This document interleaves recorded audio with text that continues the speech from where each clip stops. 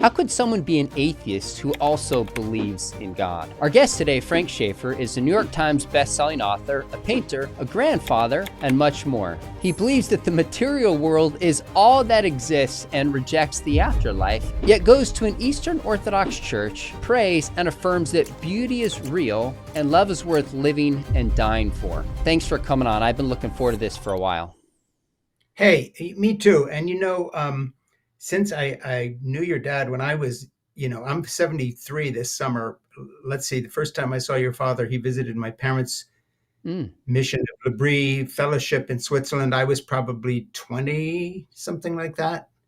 wow. And I forget whether he published his books that sort of made him famous, got his 15 minutes going. But wasn't that in the 70s?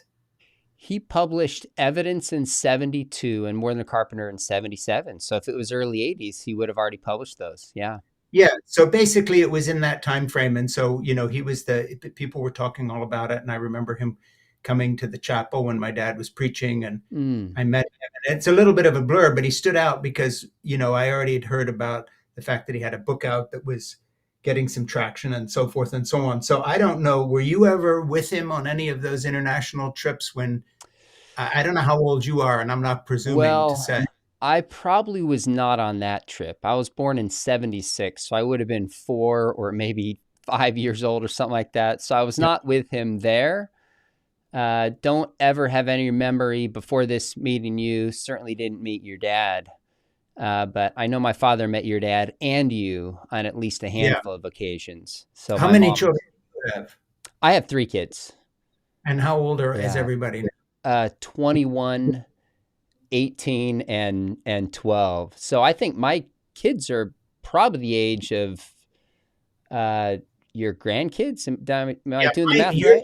children are sort of more in the cohort of my older grandchildren. My youngest three live across the street from me, 16, 15, and 11. And then my oldest grandchildren are very old for someone my age because I got Jeannie pregnant when we were 17 and 18, and we're coming up on our 55th anniversary in a couple of days, actually. Well, we Wow. just had it. Um, Mm. and my birthday is coming up in a few days after that. So, this is always the time of year when you sort of take stock because you Yeah. get older, Yeah. you stayed married a while and so forth. But three of these kids live across the street, and I've been doing basically, full-time childcare for them because both of their parents work along with my wife for the last 16 years. My granddaughter, Lucy, was born in our house. I mean, she was born in a local hospital, but came and lived here for 2 years. Then they got a house across the street. Then my oldest two grandchildren were in Finland growing up as the um, kids of my daughter who had moved over there with her husband. Now they're back in the States. So everybody's fairly close. They're pretty nearby in upstate New York, a couple hour drive from us. Um, but the last, I'd say, 20 years of my life, I when I talk with someone like you, I talk about being a writer, or you want to know my views because I wrote this and that and the other thing in a book. But of course, as you well know, in real life, everything pales by comparison to your primary human relationships. And so, I know I'm not trying to sound trite or cute here, but what I actually do is be a grandfather these days, and everything else is kind of a footnote. Mm. I love that. That's good stuff. Well, Yeah. since you've written a book that has footnotes in it, Yeah. I'd love to get your thoughts on some of the stuff. And I introduced you as a grandfather because I just knew how important that is to you. And you've talked about that in some of your videos. And I love that. I want to do the same thing when I'm there. But talk to me a little bit about, if you will, describing yourself in this book, why I'm an atheist who believes in God. And I'm curious what you mean by atheist. It seems, because there's debates Sure. about this, and I'm not interested in the debates, but it seems like you're saying a materialist, the material realm Yeah. exists. But then how do you square that with believing in God? Well, I'll say a couple of things, and this will sound a little bit like a cop out, but for anybody who happens to listen to this conversation who's a writer, and if your dad was not suffering from Alzheimer's now, he would totally get this um, as someone who wrote books. Of course, people ask you about a book you wrote, 10, 12 years ago, whatever it may Sure. be. And the really honest answer, I mean, there's the PR answer that the publicists want you to give. Then there's the honest answer as well. That's what I was thinking at the time. And of course, my journey has continued since then. And, in a weird way, I've written a couple of novels, one or two that have been bestsellers, like Portofino and Saving Grandma, which were based on my early childhood experiences as the missionary kid growing up in Europe with these fundamentalist evangelical parents who at the same time weirdly were running a kind of a 60s hippie commune. If you can put Yeah, those two things together, almost as odd as why I'm an atheist who believes in God. sure. How do fundamentalists run a hippie commune in the Swiss Alps? Um, so that was my background. And I came out of that on a journey really away from the fundamentalism that I was raised in, but not away from some very primary values that actually, in hindsight, are more important to me now at 73 and a grandfather than they've been at any time in my life. So it gets weirder because I've never been more grateful for what I'll call a Western Christian perspective on culture, history, life, moral values. At the same time, never more filled with doubt about the veracity of the theological, miraculous claims of the Gospels or the Old Testament, whatever. That said, very open to the fact that I could be wrong. I wrote somewhere, I don't know if in this book, but it's really become something that stuck in my head, that nobody ever flew a plane into a building in New York or blew up an abortion clinic or whatever after shouting, but I could be wrong. Hmm. So, doubt is not a bad thing. Certainty is the killer. So there would be no Islamist terrorism globally if certainty didn't play a part that, I'm absolutely right and this is worth killing people for. So the first thing I want to say about that title is two things. First of all, it's meant to annoy people in the sense that I'm trying to put two things together that don't make sense. And that's my way of saying in the title what the book is about, which is that actually paradox rules and certainty does not. And as people get older, most people move in that direction, even if they stick with certain aspects of the faith, say they were born into.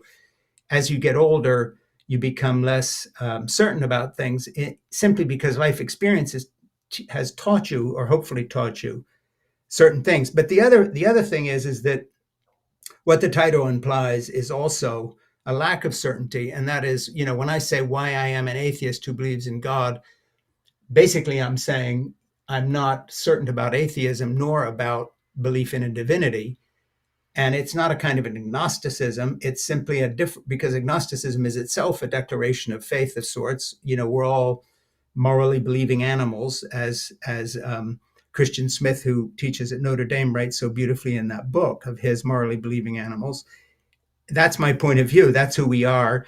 I just put it differently. I say, look, we are biological machines, no question about it. Evolution happened exactly as it happened. It's a chance phenomenon. On the other hand, we have this blessing or curse, depending on how you look at it. Whether we're atheists or not, we look at the world through spiritual eyes. Or to put it another way, we seek meaning. Now, that could be evidence of some sort of divine plan. I don't think it is. I just think it's the way it is. I don't think that it is evidence of anything more than what it is.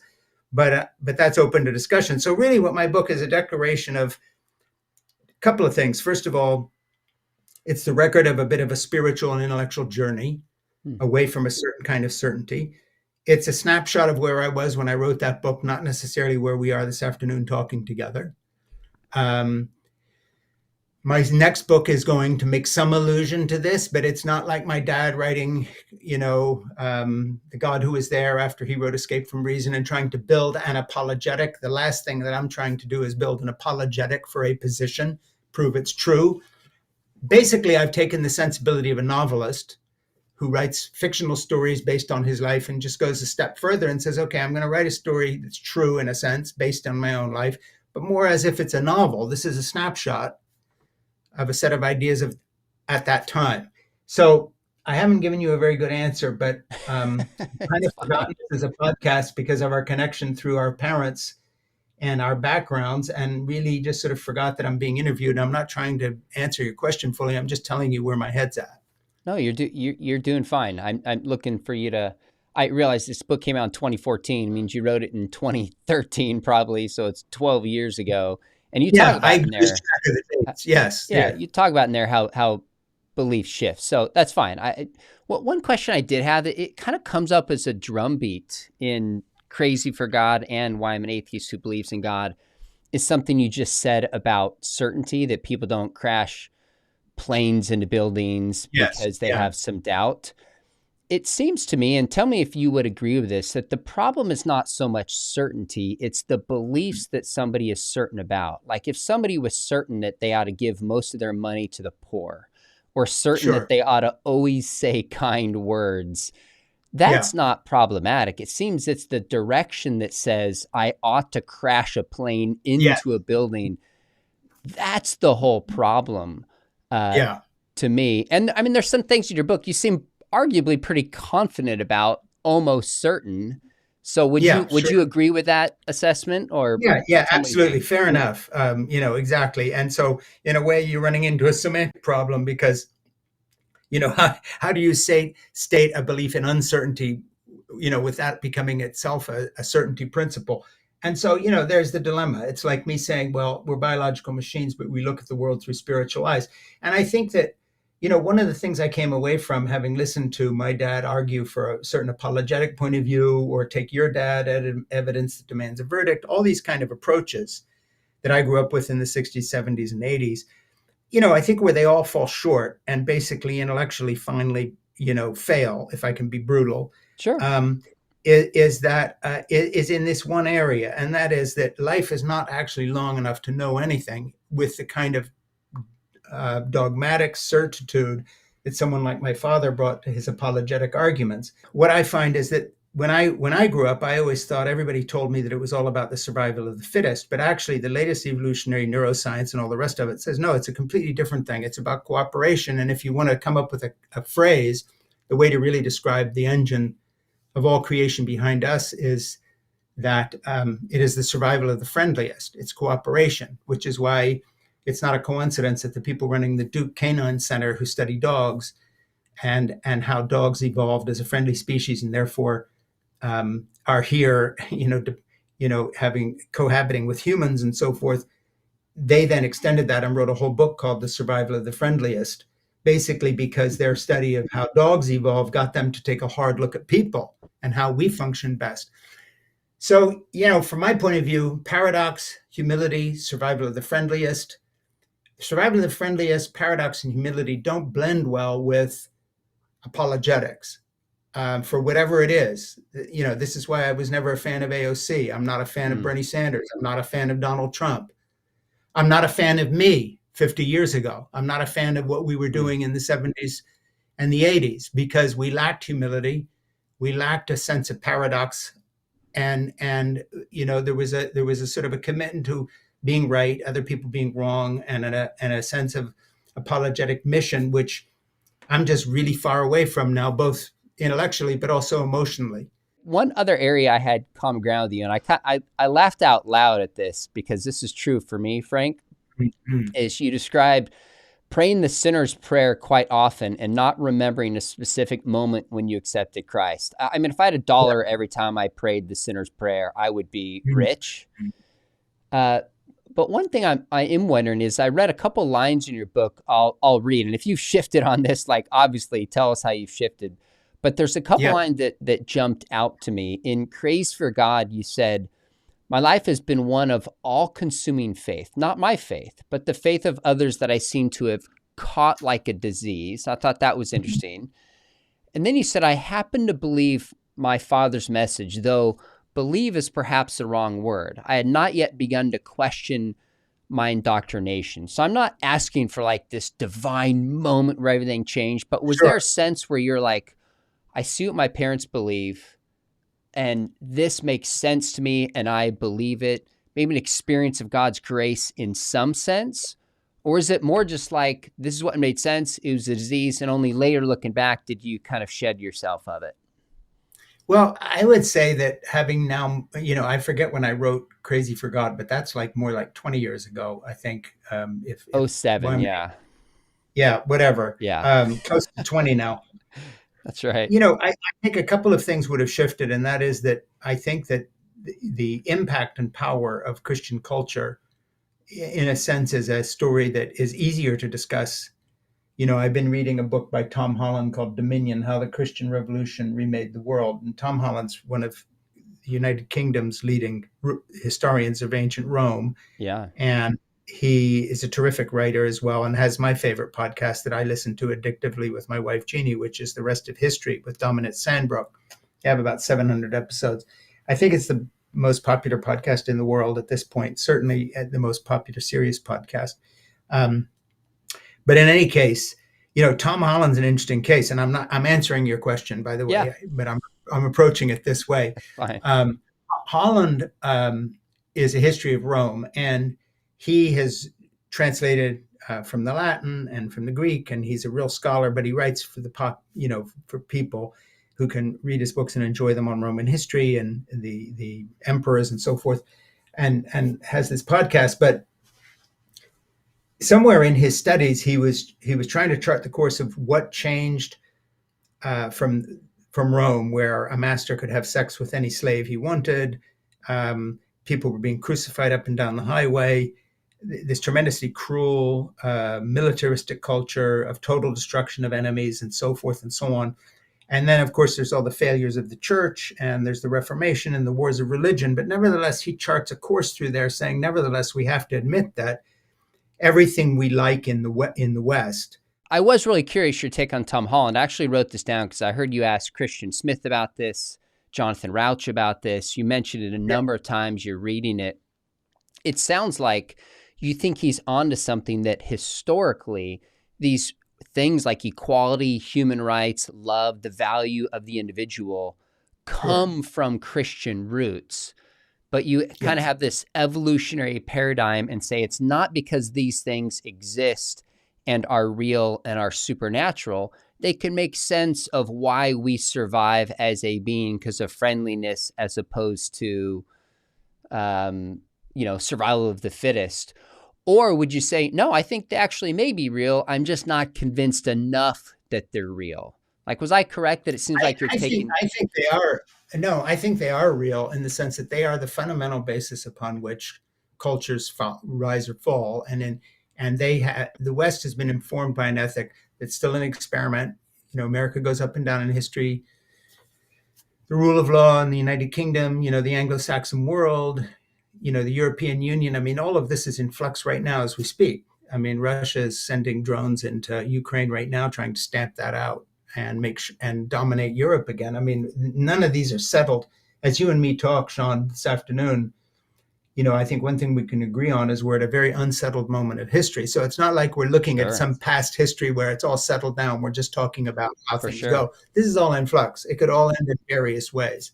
But that said, I think, no, these things are very real. And I think in that sense, the whole humanist effort, when in the area of human rights or even attacking Christianity is a fraud, in that really the Enlightenment and the Renaissance don't exist without their attempt to repackage Christianity and its values.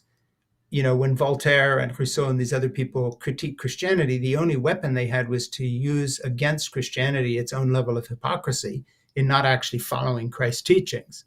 So the main critique of Christianity by people who are not Christians is always the critique of hypocrisy, of saying, here's what your book says, here's what your leader says, but this is what you do in answer to torturing people or burning them at the stake or whatever. So, that's a pretty strong testimony to the value of a theological position when your best critique of it is that it's not true to itself.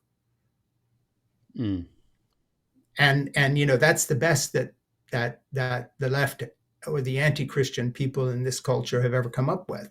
So, if we were truly kind and like Jesus, we would accept gay people. There would be, say, an argument. Or if you are, whatever it may be. So the antipathy towards Christianity is dishonest to the extent that the best weapon that people who are fighting Christianity have is Christianity's own hypocrisy. But that's not the case with a lot of other worldviews. If you critique the Communist Party of China, or what Stalin did to his people, or Mao Zedong, or what they're doing in Saudi Arabia now to women, or what happened in Iran to young women who didn't wear a headscarf, the critique there is not they are not true to their own faith. The critique there is that the faith itself has these elements in it that are rotten. And that's a completely different point of view, or the political viewpoint. So I think the strength of Christianity is that when you critique Christianity, your best weapon of criticism is the hypocrisy of Christians who do not actually follow the teachings of Christ or the laws of the Old Testament or whatever it may be. And I think that actually makes Christianity rather unique. Hmm. Do you have a position who you think Jesus was? Like, how much was the identity of Jesus and thinking through the scriptures and his claims central to leaving the faith? And where do you land? Like, if someone said, "Who do you think Jesus is?" Well, What I would you think there's a say? much more interesting question, and that is, it isn't who I think Jesus is. It's who does he think he was? And I think that's a much more pertinent question, because then you're getting into, what were his own claims about himself, and what how can we decipher what we know happens to all human organizations that begin to, doll up and add to the documents and the past and the mythology to bolster the organization a couple hundred years into the church's history. All these councils of bishops and other people in the third, fourth, and fifth century trying to decide what the canon of scripture was, for instance, what gets included. At first, the book of Revelation is not included because it's too far-fetched and weird. And then about 300 years in, they say, no, we're going to count this.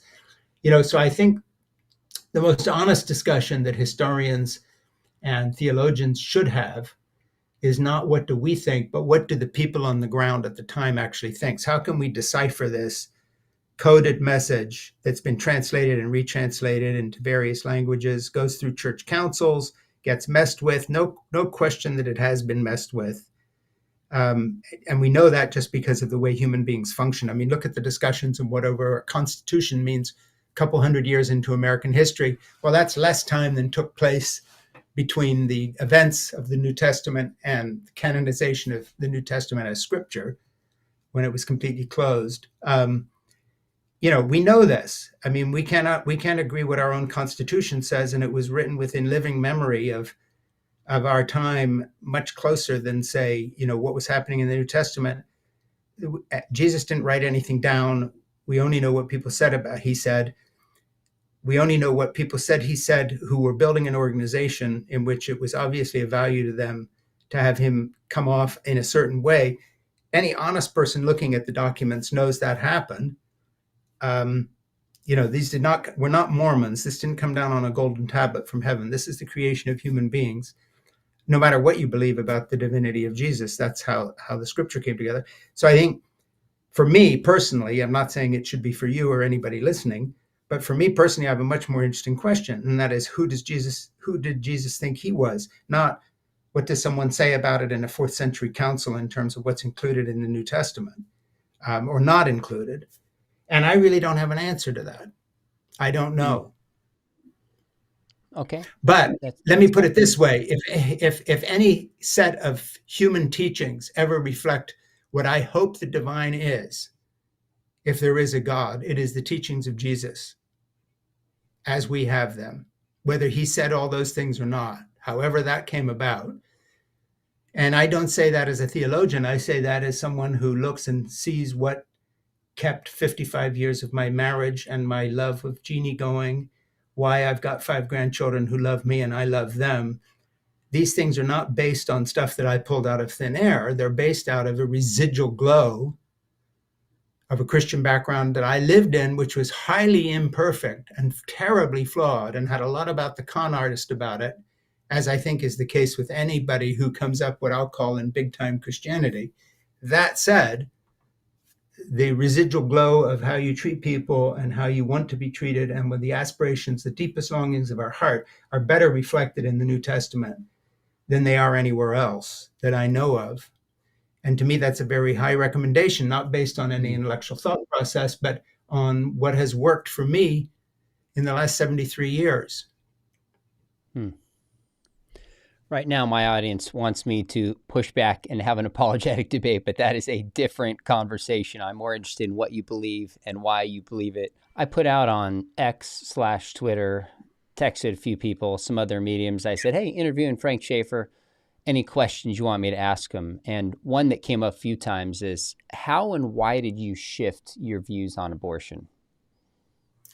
First of all, I haven't shifted my views on abortion in the sense that if one of my granddaughters gets pregnant, the first thing I'll tell her is, come live with Jeannie and me and have the baby. If you ask me, do I think abortion should be legal? Absolutely. And I didn't before. And those are not contradictory positions, because the idea that in my power to do anything for anybody in my family or a friend or anyone else who wanted to know my opinion on what the most worthwhile thing in life is, it comes from my family relationships. And I think basically I would argue that almost everything should, if you want joy in this life, be sacrificed to that. But when it comes to the legality of abortion, I remember when Jeannie, almost bled out after she'd been bleeding for a year after a tough birth with John, who went on, by the way, to become a Marine and fought in Afghanistan and Iraq. And I wrote a book called Keeping Faith, a Father-Son Story about love in the United States Marine Corps that weirdly became a big thing, even though I hadn't served. But after that birth, she was having all sorts of trouble, which, by the way, Coop stepped in and helped with and put her in touch with somebody really good at the Mayo Clinic who finally took care of things. And we finally got some treatment. But I remember a weird night that actually I've been writing about in this new project, but I don't mind telling you about it. And she doesn't either, because I've mentioned this elsewhere, and she's not that kind of private person. But she was having all this trouble bleeding off and on and so forth for a year. One night almost bled out. We're in an emergency room in a strange little hospital somewhere. We don't know anybody. We're stuck in a room, and I begin to look around the room, and weirdly, it's got stirrups. It's a little gynecological suite of some sort. There are all these packages, including a Polaroid camera, because this is a long time ago, marked, do not remove from the rape room, because what this room was a gynecological suite for amongst other things in this little hospital, gathering rape evidence, including a pick to go under the fingernails for people who had been fought back to their accuser, combs for combing through pubic hair to get the rapist's pubic hair, swabs for semen samples, a camera to take evidence of abuse and assault. It was actually called the rape room, and stuff was labeled in it, do not remove from the rape room. And I sat there for about 5 hours with her while she's bleeding and getting shots from this gynecologist who she's never met. Having gone through all this for a year and having watched 3 babies being born, why do I believe abortion has to be legal? It has to be legal because evolution and or God are really misogynistically unfair.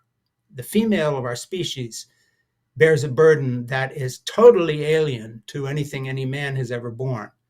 And I am pro-family, pro-child, pro-life, pro-babies. The meaning in my life comes from the fact that we did not abort my daughter, Jessica, and she bore beautiful children.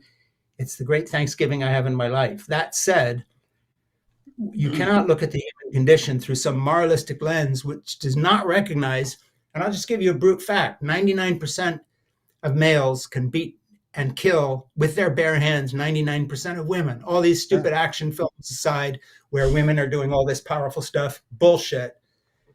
The fact of the matter is, that's why I believe in chivalry. That's why I still open a door for my wife when she goes to the car, because we have to train ourselves as males to not use this. And I think the same thing about abortion.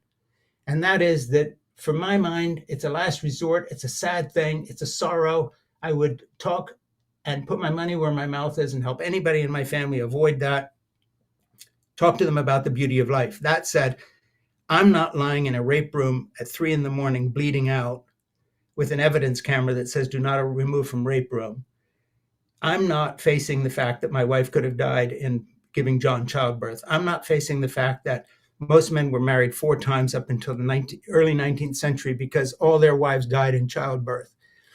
Let's not bullshit about what evolution did to us, or God, or however you want to phrase it. The world, the gynecological construct of human life is unfair. And so that fairness can't be changed. We can do our best to mitigate it. That's what gynecology is all about. But if you love a woman you do not look at her as a creature that should be forced to bear a child if she finally does not want to. That's my personal view. I think abortion should be legal, and I think it's a tragedy. And I think that's a reflection of the paradoxical human condition. It sucks. And when it comes to gynecology and everything that goes with it, we have been given a very bitter pill. And the same thing goes for child raising. Other primates, their kids are walking around in a few days. Ours take 19 years to raise, and their brains are not developing because evolution sent us this weird package of huge brains. Babies have to be born prematurely. They come out, half formed. I'm talking about normal births, quote unquote. It takes years and years to raise, years and years of involvement. That's why fatherhood is a thing. That's why I call fathers to be involved with their children, do the dishes, help your wife, take care of the babies. I do it. But all of this is real. And so you cannot just simply say, that said, life is sacred, blah, blah, blah, blah. Well, obviously it was not sacred to the creator and or evolution, or they would not have shafted 52% of the human population with this incredibly crazy thing. By the way, very good book that I read and interviewed Kat Bohannon, Eve, which is her book on female biology. And she's talking about the fact the big divide came when women didn't gestate their babies inside anymore, but laid their eggs, as it were, was the way everything happened. And then all of a sudden evolution takes this thing and marsupials and then the species that becomes human finally are gestating babies in their wombs for all this time. The baby actually is growing inside you. And of course that changes everything because it puts in tremendous threat level on just mere survival for the female. So I think when you look at the whole picture of what women are physiologically and how they're built and how we are built, no culture worth its name will saddle a woman with the absolute duty to bear a child. Your response, you started that by, allow me to push back just a little on this and then we'll move Go ahead. on, is you started that by saying you hadn't shifted very much in your position being pro-life. Seems to me like that's a pretty radical shift, and here's why. Oh, it is radical because let me clarify why, if I can, and then all I'm jump saying in. is that I don't think, I will let you jump in, but I don't think that a legal construct can answer the biological unfairness of how we were built. And I didn't think that way before, because when I was 18, 19, 20 years old working on this cause, and who the hell knows anything when they're that age anyway? I'll agree with that. I was not thinking along these lines. It was just like nodding my head and saying, okay, yeah, fine. All right. That's part of our teaching. Okay. Sorry. I interrupted you. Yeah, no, that's fair.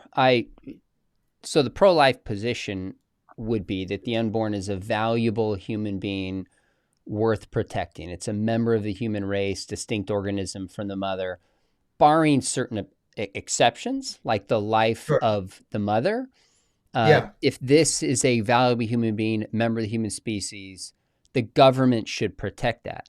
If somebody says, I'm pro-life, but I think it should be legal, then that's saying the unborn is not a member of the human species that the law should protect. So for me, if I said, I'm against rape, I've always been against rape, but I think the law should not condemn that. And there's people that give evolutionary justifications for rape. I'm not saying you hold that. But you would say, wait a minute, you clearly are not having the same position you had before. You're saying a woman is not a being worth protecting from this kind of behavior. So my only point is not to argue the pro-life position here, but I think it's a radical shift from where you were before. It is a radical. It's definitely a radical shift. But where the radical shift occurred is not in my view of what is most valuable in life. It is in my view that when you look at what evolution has done to the female of the species and or God, it's patently unfair. That's it. And that fairness cannot be changed by making abortion legal, but it can be ameliorated by a lot of things in the way women are treated, their rights, abortion being legal, punishment for rape, chasing down people who are, Jeffrey Epstein's or whoever it may be. There's a lot of things. But basically, I think the difference, in my opinion, and I'm not trying to dodge what you said, because I agree, it's a big shift. But the really big shift occurred in my mind, on a different level from which this comes. And I just want to explain it to you. And that is, I always regarded creation as somehow perfect. God made it. It's the way it's supposed to be. There was the fall, but we're still where we're supposed to be. Jesus has come, died for our sins. It'll all be fixed, but it's still the way it's supposed to be. I just don't believe that anymore. In other words, I don't believe that evolution or God gifted us with a perfect creation that we then messed up through sin, but otherwise it would be okay. It's not okay. It was never okay. Life is not just messy, it is completely messed up on so many fronts. And the best we can do as human beings is to stumble along as best we can, having been handed a very bad hand of cards by God or evolution. And it has nothing to do with the fall. It has to do with reality of the human condition. And a lot of that has to do with what happened when we got on our hind legs and started walking around, and our organs started settling, and in the female of the species compressing, all the female bits and pieces, which, by the way, are very different than male bits and pieces. Men and women are totally different. It has nothing to do with who's assigned what at birth. It's a nonsensical idea. And it just so happens that evolution is so ham-fisted, or God was, that the creation we live in is an absolute mess. And we live with that mess. And part of that mess is the absolute unmitigated unfairness. And it's not a little detail, it's everything. That parenthood imposes on parents, motherhood on mothers, childbirth, mortality, risk to the mother, all the rest of this, that can't be fixed. We're screwed. But to, on top of that, take the legal system to impose limits on what a woman's can do in terms of making a choice when facing a pregnancy she doesn't want, and she doesn't have Ba, which is what my grandchildren call me, around the corner saying, come live with me, we'll take care of everything. That's not the luxury that most people live in. I'm pro-life, and I would make that case biblically, and I'd make it philosophically, scientifically, totally apart even from Scripture would be my position. Let me ask you one more question, just to get a sense of what you believe and why. Is you end crazy Can I just for add God. one other thing to that? Because I want you to be very clear on something. One of the reasons I think the Democrats not only lost the last election, but in some ways deserved to, is when they had women's marches and there were Democrats who were pro-life that they refused to allow as part of their march because they didn't agree on the abortion issue. And I think they deserve to lose the election, that being the case. Because I think that just as I honor what you were saying in the sense of saying that is a rational position that can be argued, and my position is not to contradict that, but simply say there's one other way of looking at this, which is the overall unfairness of the way gender and sex differences have fallen out in our species. That's a completely different argument than saying, if you hold a pro-life position, we don't want you in our march. You're not a real woman. You don't represent us. You can't be part of the Democratic Party. It's that kind of absolutism that has lost Democrats elections, and they deserve to lose them. That is a conversation you have often on your channel, Politically Left and Right. That is one that goes beyond my focus. I do not give political analysis here. That's for sure. That's fair enough. I do. I know you do. Fair enough. So last question for you. You end craze for God by saying, so maybe there's a God who forgives, who loves, who knows. I hope so. What would convince you, if anything, that God is objectively real and has revealed himself in the person of Jesus? Well, you've made two statements there. Objectively real and has revealed himself in the person of Jesus is two totally different things. So first of all, I'd separate those. And I would say there may be a story out there that explains the human condition, longing for meaning, longing for right and wrong, moral inner voice that we all have, and so forth and so on. Maybe this points toward a divinity. That said, I don't know if it points towards Jesus Christ as the Son of God. I think something else points towards the value of Jesus Christ, Son of God or otherwise, and that is the way Jesus is teaching is lived out in the lives of people that not only find meaning and purpose through it, but we're very evidently now looking at human history. The only hope of human history is to live according to that teaching. Now, my difference with the Christian point of view is that the teaching is not unique, because I think all of evolution tells us that the survival of the friendliest is the way things work better. My dog Zip will tell you that when he crawls into bed with me tonight and stays there quietly, taking care of me all night long like a night nurse. Creation screams love is important. So did Jesus. I could come to that position simply as a human on a journey, myself, as I have been on, based not on some theological argument, but simply based on what I see around me. So on my best days, I see reflected a loving presence in my life that is certainly outside of myself. I see direction in my life for which I'm thankful. There are certain things which I look back on in terms of structure and family that I'm grateful for. And I'm ready to look at the fact that perhaps these are rooted into some sort of view of religion and God and divinity, without which they would not exist. Certainly when it comes to mercy and forgiveness, I think that's true of a lot of what I take for granted. To kind of preach Tom Holland to myself for a minute, trying to pretend that these things exist outside of Christianity. Well, maybe Christianity doesn't exist outside of belief. How long these attributes of humanistic faith can go forward that built from Christianity without the faith itself, I think remains to be seen. So I think there's two things to look at here. One is the effect of Christianity on the world and what it's done. In the good sense. And then I think the other is the kind of a truth discussion, going back to your dad and Josh McDowell's points of evidence that demands a verdict and this kind of thing.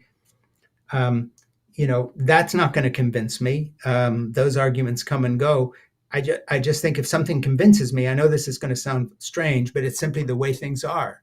And that is a world without mercy, a world without forgiveness, is not a world I want to live in. And sometimes it doesn't make sense for those things to be part of my life or other people's lives without an added additional idea that perhaps these things come from a divine creator. Perhaps Jesus in some way represented that creator in a unique way, call him the Son of God, whatever. Maybe all of this happened. I'm certainly open to that. I don't think it did in the theological miraculous sense, but that door is certainly not shut for me. And it's not shut simply because of the way things are. What I, as I get older, care about most. And it's not career, and it's not money, and it's not marking my life according to gross national product. It's exactly the fruits of the Spirit that you read about in the New Testament as the ideal. And basically without that, life is worthless. So maybe there's a deeper reality there that my own reaction against the evangelical world has blinded me to. And I'm open to that. I'm open to that possibility. Interesting. I said last question, but one more. For me in my life, the older I get, I'm not certain. I'm certain that I'm not certain, but yeah. I'm more confident in my faith, and there's reasons for that and experiences that I've had that I would consider a kind of intellectual, experiential, personal confirmation. Again, not certainty, but confirming. So I suspect if I live another 50 years, I would grow even more confident. Could be wrong, but there seems to be a trajectory in my life. You talk a lot about changing beliefs. Do you feel like if you live another 50 years and God grants you to 125, whatever, no, I'll get there. Do you see a trajectory? Like, would you say, no, I'm still this atheist who believes in God in the way you described it? Or do you lean one way or the other? Or is it like, Sean, given where my life has been, I literally don't have a clue? No, I wouldn't say I don't have a clue. I don't know if I see a trajectory, but I certainly, if I was a betting man, which I'm not, I was given the years, which there's no way to know. My trajectory at this point in my life is much more toward a position that says that I will never come to a place of certainty when it comes to who Jesus was or divinity or any of these other things. My guess is that I'll remain pretty much where I'm at, which is when it comes to the person of Christ or the miracles or these kinds of things, a kind of an unknowing with a tremendous respect and a desire for the kind of meaning that these things give, but at the same time not having a willingness to kind of make that jump just based on wishful thinking. Fair enough. Thanks for your time. I know folks watching right now probably have a few different feelings. Some are like, Sean, lean into the politics, answer these questions. And I would say that is Frank's lane. He has a YouTube channel, speaks into this regularly. If that interests you, his opinions on that, go there. I know some of you are saying, Sean, what about these challenges about evolution and canonicity with the Bible and the words of Jesus? I have addressed my opinions on those elsewhere. I was really just interested in meeting Frank, asking him some personal questions. So folks, if we didn't cover what you wanted us to, or you want us to debate abortion for an hour and a half, forgive us, give us grace. I don't know any other way to say this, but there's not a lot of people who just have a life experience that fascinates me as much as yours, even though we're 23 years apart, but just have trend-setting apologist fathers, and really just wanted to ask you some different questions about your life, your beliefs.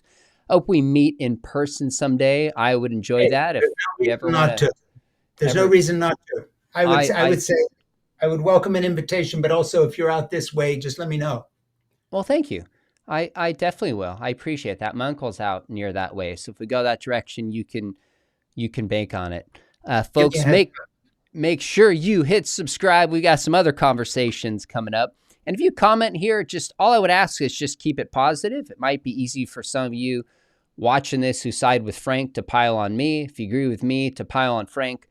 Not helpful. Doesn't help anybody in this divided moment. I would love to hear your thoughts. This is a video. I'm going to read most, if not all, the comments. I just love to know people's takeaways on this, but just keep them positive, keep them productive, contribute to the conversation, and would love your thoughts. Frank, this has been a joy. Thanks for coming on. Thank you for the invitation.